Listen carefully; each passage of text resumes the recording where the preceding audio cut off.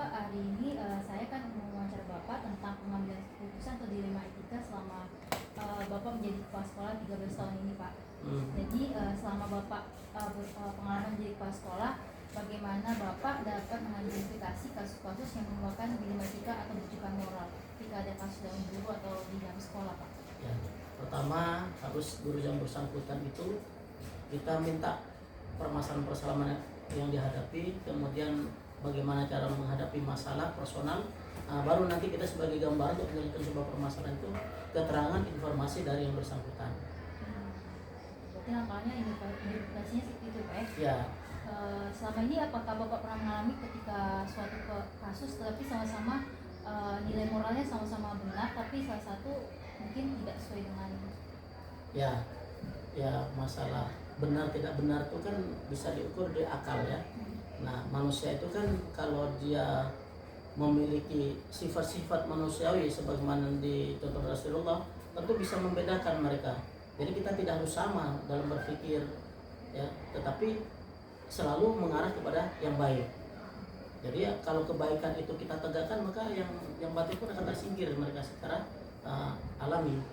Berarti selama ini ketika Bapak menjalankan mengambil keputusan di sekolah, terutama untuk suatu kasus-kasus di mana ada dua kepentingan yang sama-sama benar menurut Bapak atau sama-sama menilai kebajikan, gimana Pak langkah-langkahnya? Ya itu tadi, jadi informasi kita terima dari yang bersangkutan, kemudian mana yang lebih besar manfaatnya daripada mudaratnya, walaupun sama-sama baik. Tentu ada skala prioritas yang lebih besar kebaikannya untuk khususnya untuk diri dan di sekitarnya. Berarti langkah-langkah atau prosedurnya ada Pak? Ada semua. Kalau permasalahan itu ada angketnya, dan angket itu tentu ya diadakan oleh guru senior.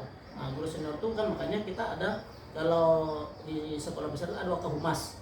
Wakahumas itu untuk mengetahui permasalahan-permasalahan internal baik guru maupun tenaga teknik lainnya gitu. Hal-hal apa yang selama ini Bapak anggap efektif dalam mengambil keputusan bisa membantu Bapak? Ya, hal-hal yang bisa membantu memberi informasi, ya, informasi dari semua warga sekolah. Hal apa saja yang merupakan tantangan dalam pengambil keputusan pada kasus dilema etika? Oh ya, tantangannya itu banyak sekali. Pertama, kejujuran ya. Kejujuran tuh terkadang, mohon maaf, walaupun kita seorang pendidik, ada kalanya juga tidak jujur. Nah, bagaimana kita bisa memperbaiki yang tidak jujur? Diawali dari keinginan bersangkutan ya untuk bisa berubah ya, baik dari segi kedisiplinan ya maupun ketulusan dalam mengajar, memberikan bimbing kepada anak. Ketika mengambil keputusan, apa Bapak membuat jadwal tertentu atau memutuskan pada saat itu juga? Tergantung kasusnya, tergantung masalahnya. Kalau masalah berat ya tentu harus didiskusikan dengan teman atau barangkali cari informasi atau barangkali minta bimbingan dari pengawas ya, pengawas sekolah, sehingga kita keputusan kita buat itu adalah betul-betul tepat. Apakah ada faktor-faktor yang selama ini mempermudah atau membantu Bapak ketika mengambil keputusan dalam dilema etika? Ya, mempermudah itu kita ikut juknis ya. Kalau kita semua kegiatan di sekolah ada juknisnya. Kalau aturan-aturan di luar ya sekolah, tentu kita harus mencari informasi ya, minimal ya pendamping kita dalam pengawas atau pimpin atasan langsung. Berarti orang yang membantu pengawas atau pimpinan di atas? Iya.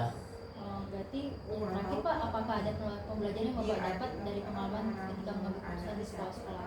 Oh banyak ya. Salah satunya setiap sekolah pasti ya pola hidup lingkungannya akan berbeda-beda. Dan tentunya semakin banyak sekolah yang kita lalui, maka semakin banyak pengalaman hidup yang bisa saya dapati. Bahkan ilmu ya dari suatu tempat ke tempat lain itu akan menjadikan kita itu lebih dewasa dalam menyikapi semua permasalahan yang ada di sekolah. Mungkin ada suatu kasus yang bikin Bapak menarik dan untuk sedikit Bapak tidak mengambil kasus dilema etika di sekolahnya? Ya, salah satu kasus yang kita hadapi ya, misalnya perceraian di antara guru ya, itu tidak mudah menyelesaikan. Pertama kan kita tidak bisa langsung menyetujui ketika ada kasus perceraian dalam rumah tangga bagi seorang guru maupun karyawan, maka kita bina terlebih dahulu, ada mediasi kedua belah pihak. Ketika tidak ada jalannya, maka kita hanya bisa memberikan rekom konsultasi kepada atasan langsung atau ke BKD. Nah itu paling berat. Kenapa? Itu masalah yang tidak akan selesai di beberapa pihak, itu pasti mempertahankan pendapatnya masing-masing. Baik, Pak. Terima kasih Pak. Oke. Pak. Oke. Ya. Oke, selamat siang Pak. Apa kabar? Selamat siang, alhamdulillah kabar baik. Oke Pak. Izin ya Pak, saya dapat tugas nih dari calon guru penggerak untuk dapat menginterview beberapa kepala sekolah terkait dilema etika, dan Bapak makanya saya datang ke sekolah Bapak untuk izin mengajukan beberapa pertanyaan ya Pak. Iya. Nah, saya ingin ketika pengalaman Bapak selama ini menjadi kepala sekolah, apakah pernah menghadapi atau membuat keputusan mengenai dilema etika. Dilema etika itu antara nilainya benar atau benar, yang sama-sama benar keputusannya, dan atau juga bujukan moral, yang sesuatu yang benar dan satu lagi yang salah. Apakah selama ini dalam memimpin sekolah SMK ini, apakah ada suatu masalah yang Bapak temui atau hadapi sebagai pimpinan di mana masalah itu menimbulkan dilema bagi Bapak, baik itu dilema etika atau bujukan moral? Ya, terima kasih telah datang ke sekolah saya untuk mewawancari saya. Sesuai dengan pertanyaannya tadi, dilema yang pernah dialami sekolah saya ini dan pengambilan keputusan saya sebagai kepala sekolah, itu ada satu kejadian di mana ini melibatkan satu taruna, yang mana taruna tersebut alat-alat untuk praktek di sekolah ini. Salah satunya nama alatnya Trafolas untuk pengelasan di jurusan teknika kapal niaga, di mana proses penyelesaian kasus tersebut itu sebenarnya mulai dari pengakuan dari Waka Sarana bahwa ada alat praktik yang hilang, dan karena ada kabar seperti itu, saya telusurilah bagaimana alat tersebut kok bisa terjadi kehilangan. Dan yang pertama, yang saya tanya adalah sama-sama taruna yang piket pada hari tersebut, di mana taruna tersebut mengaku bahwa memang taruna yang mengambil alat praktek tersebut adalah anak yang sudah kelas 12 atau tingkat 3. Ya. Di mana penyelesaiannya, yang pertama, anak tersebut dipanggil oleh instrukturnya yang berasal dari Brimob, dan instruktur tersebut memproses dan melaporkan kepada saya selaku kepala sekolah. Dan setelah saya mengetahui ada kejadian tersebut, maka saya ambil keputusan untuk memanggil orang tuanya. Dan setelah orang tuanya ini datang ke sekolah esok harinya, maka saya bicarakanlah bagaimana supaya anak ini tidak sampai ke aparat atau ke pihak kepolisian. Jadi Pak, biasanya ketika Bapak mengambil keputusan ini, Bapak berbasis apa? Misalnya M based thinking itu berdasarkan hasil akhir yang akan terjadi. Kedua, rule based thinking berdasarkan peraturan yang ada di sekolah. Care based thinking berdasarkan rasa simpati Bapak. Pada saat ini Bapak ngambil pada kejadian itu sebenarnya itu berhubungan dengan simpati Bapak simpati ya. saya Baik. selaku guru, karena kepala sekolah itu kan hanya tugas tambahan. Berarti care based thinking ya Pak. Ya. Jadi bagaimana Bapak mengidentifikasikan kasus ini? Itu saya menelusuri dulu latar belakang kehidupan anak ini, latar belakang keluarganya bagaimana, dan setelah itu kita akan menentukannya.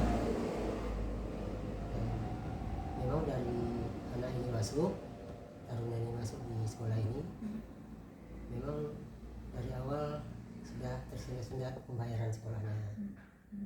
Jadi dari situ juga bisa kita ketahui bahwa anak ini memang masalah ekonominya juga mendorong untuk berbuat yang barangkali menurut dia bagus, ya, tapi ternyata kan perbuatan yang tidak baik gitu. Ya.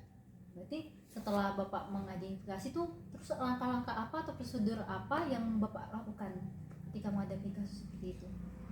Ya, pertama-tama setelah saya mengetahui ada kasus ini, saya panggil guru-guru untuk rapat.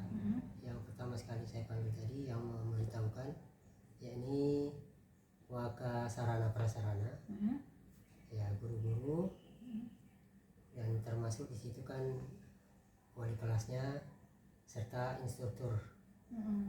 Ya, setelah itu, setelah ada keputusan dari guru-guru, dan sebenarnya guru-guru ada yang protes karena langkah saya tidak akan mempermasalahkan, ya, keputusan saya tidak akan mempermasalahkan ke pihak berwajib, namun saya putuskan untuk memanggil orang tuanya dan membicarakan tentang penggantian biaya anak yang hilang ini. Oke, baik Pak. Berarti hal apa saja yang selama ini Bapak anggap efektif dalam membantu pengambilan keputusan Bapak pada kasus Sosudema yang membantu Bapak? Hal apa Bapak menurut Bapak yang Bapak anggap efektif? Yang banyak memberikan masukan ya itulah dari pihak BP, guru BP, kesiswaan dan instruktur.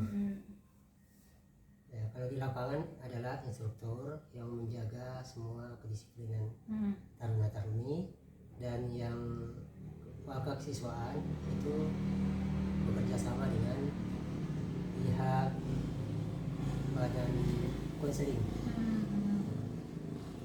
Berarti hal apa saja yang kan sudah Bapak melakukan rapat sebelum mengambil keputusan, berarti pasti ada tantangannya nih ya Pak ya ketika mengambil keputusan. Hal apa saja yang menjadi tantangan Bapak ketika mengambil keputusan dalam kasus dilema etika? Pasti ada tantangannya Pak, kan nggak mungkin keputusan kita diterima oleh semua pihak ya Pak. Ya, benar. Tantangan yang pertama sekali yang sering saya alami kalau ada permasalahan itu adalah guru mata pelajaran. Ya, yang pertama tentang ya dari guru agama. Nah, yang kedua wali kelas. Ya, mungkin itu aja yang menjadi tantangan yang sering ada protes apabila saya memberikan keputusan yang kira-kira mengandung moral kemanusiaan. Oke. Berarti dari internal ya tantangannya ya. Internal. Oke, baik Pak. Ketika Bapak membuat suatu keputusan, apakah Bapak membuat jadwal tertentu, oke nanti seminggu lagi kita akan mengambil keputusan, atau dan semua penyelesaian kasus dilema etika ini Bapak langsung menyelesaikan pada saat itu di tempat itu, atau Bapak memiliki sebuah jadwal untuk menyelesaikan untuk prosedur yang Anda lakukan. Oke, kita tahap pertama lakukan ini dulu, baru nanti kita ngambil keputusan apakah ada prosedurnya, jenjang waktunya, atau pada saat itu juga Bapak langsung putuskan. Kalau yang pernah terjadi baru-baru ini ya dua kali pertemuan dengan yang pertama kan guru-guru, yang kedua sama orang tuanya. Jadi setelah orang tuanya datang, memang betul langsung kita selesaikan masalahnya. Ya. Jadi tidak pada saat itu ya Bapak ngasih jeda waktu ya? Ya, tidak saat itu, karena kita juga harus memanggil orang tuanya. Yang memakan waktu ya minimal besok hari baru bisa datang. Berarti dibicarakan dulu ya. Terus Pak, ketika selama ini Bapak menghadapi kasus di sekolah yang Bapak pimpin, apakah Bapak memiliki 4 paradigma? Misalnya, pernahkah Bapak menghadapi 4 paradigma? Misalnya, satu, individu lawan kelompok, antara Bapak melawan kelompok tertentu. Kedua, rasa keadilan versus rasa kasihan. Bapak ingin ngambil keputusan yang adil, tapi juga ada rasa kasihan nih. Ketiga, kebenaran lawan kesetiaan. Itu tuh benar, tapi Bapak pilih yang Bapak putuskan itu benar, tapi Bapak melihat saya harus setia ke guru itu, saya harus membelanya, padahal dia salah gitu. Keempat, pilihan jangka pendek lawan jangka panjang. Bapak mikir, aduh kita harus memikirkan masa depannya gimana. Apa pernah Bapak menghadapi di antara 4 paradigma ini?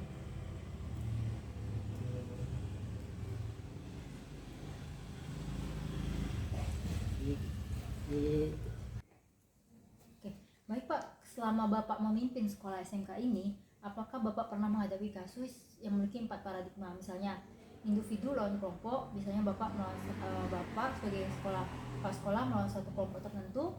Kedua, rasa keadilan lawan versus rasa kasihan. Ketiga, kebenaran lawan kesetiaan. Kebenaran itu kayak perbuatan seorang itu salah, tetapi Bapak juga setia sebagai seorang kepala sekolah, setia kepada guru tersebut.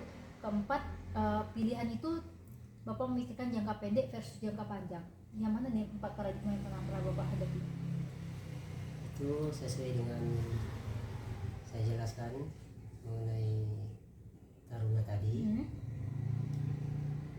Saya tetap memikirkan masa depannya ya Pak ya? Masa depannya. Jadi anak ini tidak sampai kita laporkan ke pihak berwajib, karena tetap memikirkan untuk kelanjutan pendidikannya. Ya. Apakah Bapak keluarkan di sekolah? Itu tidak sampai kita keluarkan, karena kita sudah meminta ganti rugi dari orang tua. Namun sesuai dengan perjanjian dengan orang tuanya, apabila taruna tersebut kembali berbuat yang tidak sesuai dengan peraturan sekolah, itu langsung kita keluarkan dari sekolah. Berarti Bapak memilih pilihan paradigma jangka pendek lawan jangka panjang ya. Bapak memikirkan masa depannya. Kesian ya Pak ya kalau dikeluarkan di mendadak juga. Berarti memikirkan masa depannya Pak ya. Oke, pertanyaan terakhir nih Pak. Apakah ada seseorang atau faktor yang mempermudah Bapak dalam pengambilan keputusan dalam dilema etika ini? Faktor yang mempermudah atau membantu Bapak? Itu dalam pengambilan keputusan, setiap ada kasus yang muncul, itu ada pihak wakil kesiswaan dan ada pihak instruktur serta pihak BP, guru BP. Jadi yang tiga-tiga inilah yang membantu Bapak membantu dalam setiap keputusan.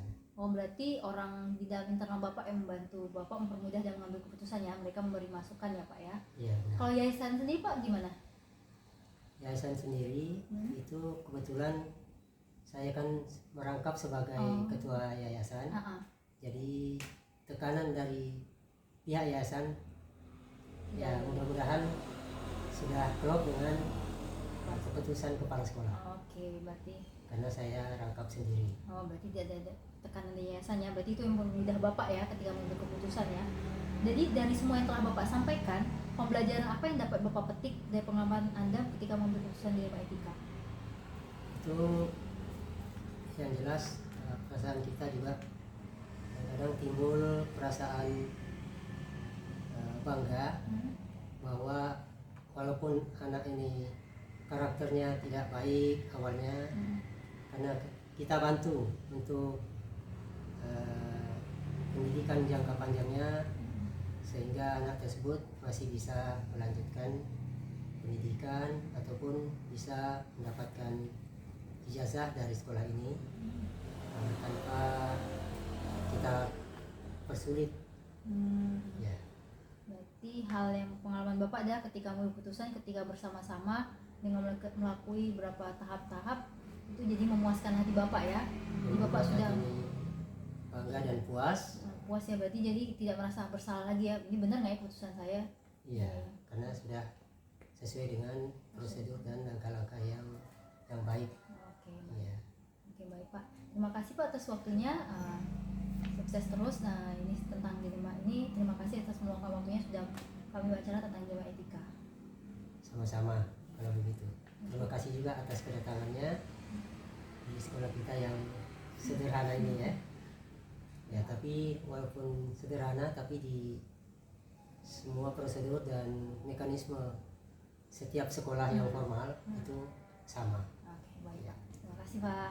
Terima kasih.